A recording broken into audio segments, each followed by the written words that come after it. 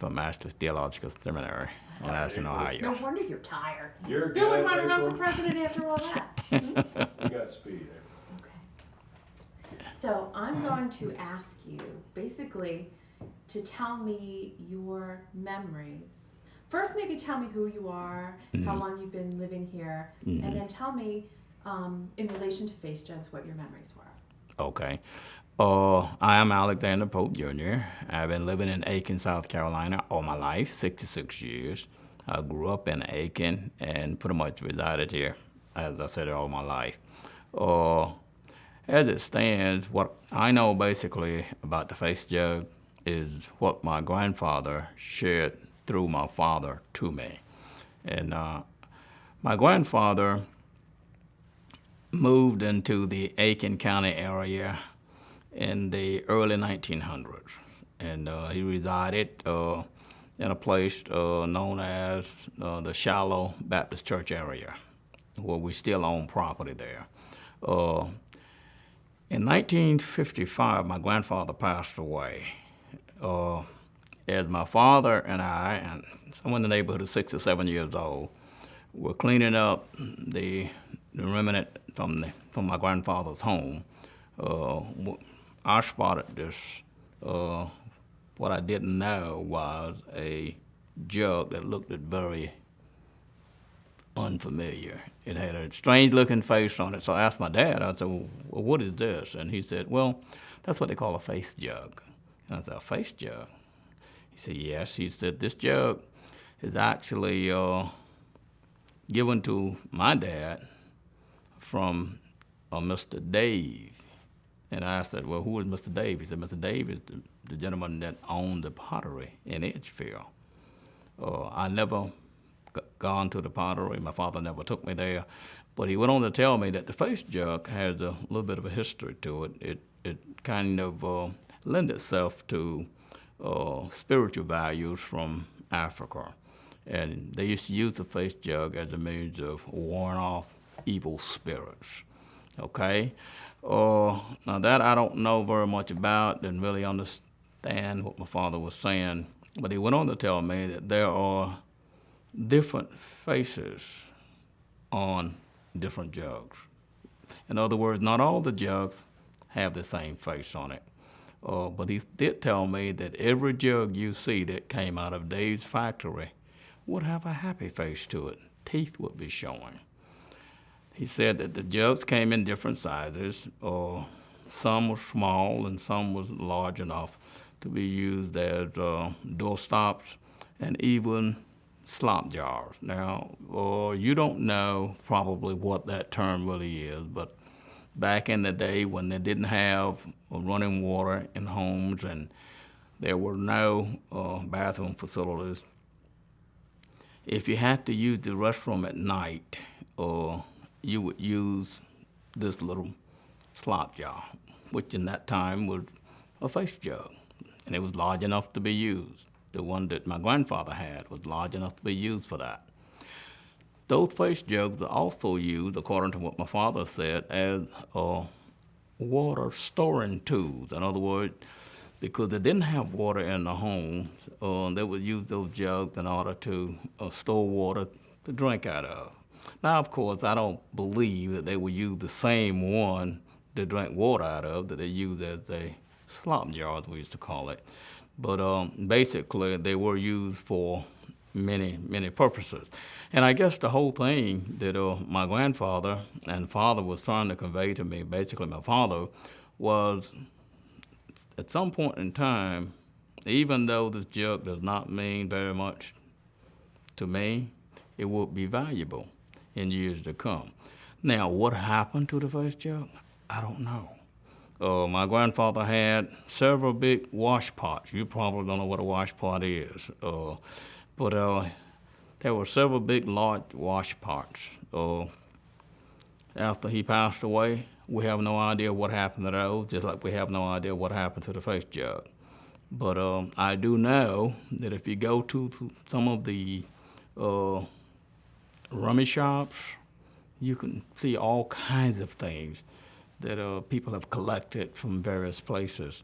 So I would imagine that even the wash pot, the face jug, and some of those other items that my grandfather had was confiscated and taken to those places. That's basically all I know. As far as using the jug, I never recall my family using it. As far as warding off evil spirits, all I know is my dad said that that's what they used to do with it. But my dad was not a person who believed in that kind of stuff, so we never really got into that leg of it. Now, when he said that the man named Dave made it, who was he referring to? Was he referring He to said Dave, Dave Pottery out of potter? Edgefield. Can you start over without me? Okay, he said that it was Dave's Pottery out of Edgefield.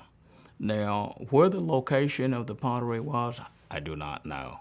But my father said that every face jug that you would see in this area pretty much came from the pottery of Dave. Now, I recall as a boy going to some of the churches, Jeter Baptist Church with my father, and some of those churches up in that area. We would go into the cemetery and we would see these face jugs sitting around as I guess, markers, because in that day and time, we didn't have tombstone markers. So they would use them as markers, and they would also use them to put flower arrangements in order to put on the gravesite, so that it would show the love of the families and the friends that who came to visit the gravesite, that the family cared enough to do something by using the arrangement of the flowers in that face jug. So probably, and I wouldn't have any proof of this, probably you would be able to find some pieces of face jug, or maybe you could find some whole ones in some of the cemeteries in the Edgefield area. So when you say Dave at the pottery, do you think your grandfather was referring to Dave, the famous enslaved potter who made those? Oh, he had to be. There's no doubt in my mind, because there was no other person, even to this day that I know of, that actually made face jugs. Now, the face jug, I do remember my dad showing me something that really captured my attention about the face jug. He said every one that Dave made had some type of little marking on the lower lip or something. And it was sort of like a little, maybe in the shape of an S, that came out from the lip of all the faces, the different faces that he put on his jugs. But now, whether that's authentic or not, I don't know. That is what my father told me. So, but to answer your question, do I feel that he was speaking in terms of Dave out of Edgefield? I feel sure that it was Dave Pottery. The other interesting thing is, so your grandfather was Reverend, was it Squire Pope? No. My Because grandfather's brother was named Squire Pope. Yeah, my grandfather's brother was named Squire Pope. My grandfather's name was Arthur Pope. His father's name was Charlie Pope. Charlie is the one that came down at the turn of the 1900s and actually acquired the property that my family owns now.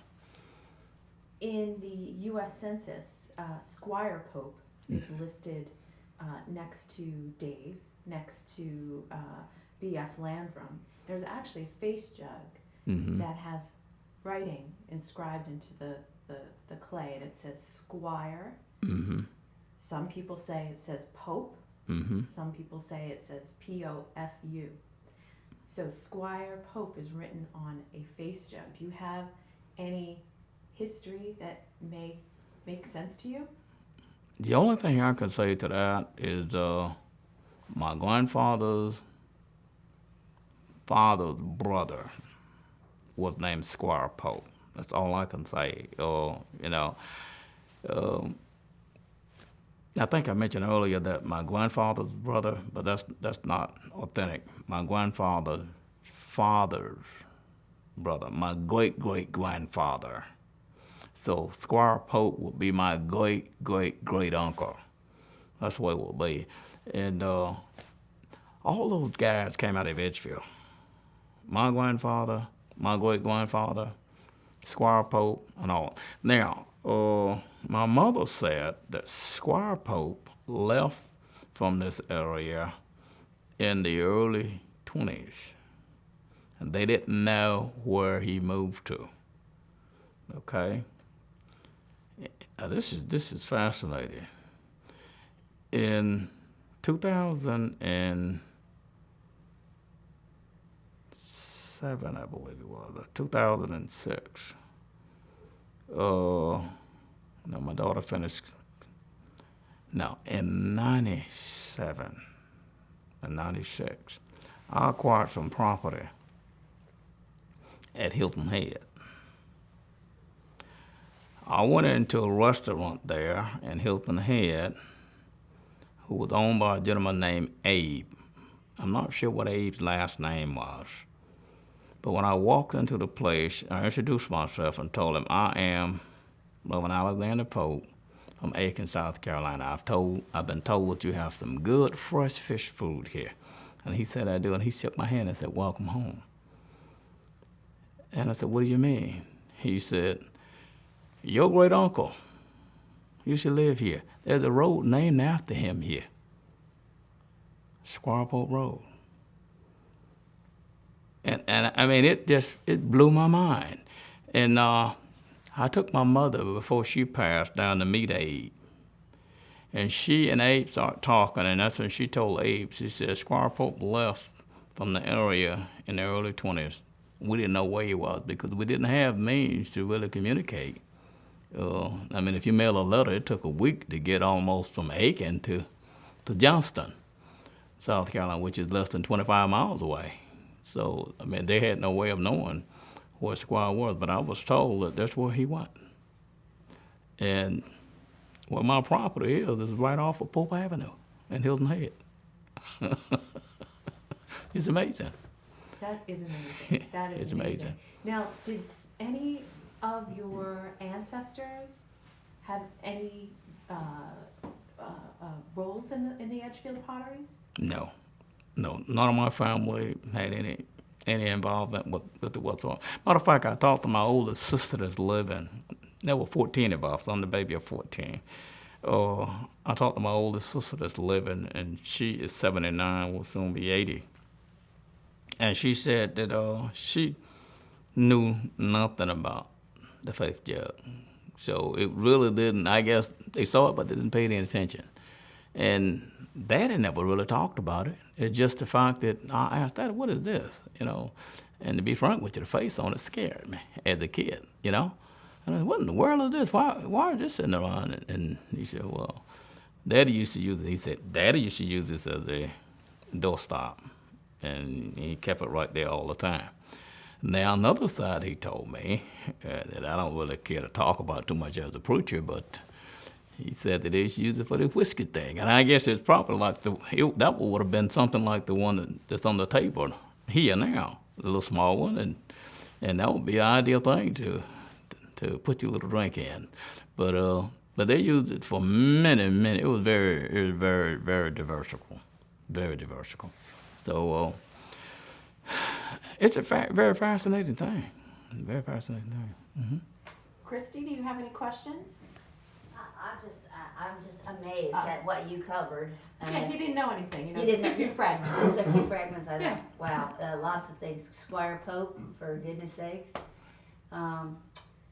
Yeah, that kind of opens up a whole new can of worms for you to go follow down. I'll tell you, while you think about if there's a follow-up question, I'd like to record 30 seconds of the sound of this room. So here we go. Everybody be real quiet for a second. This is Dr. Pope's room tone and mark.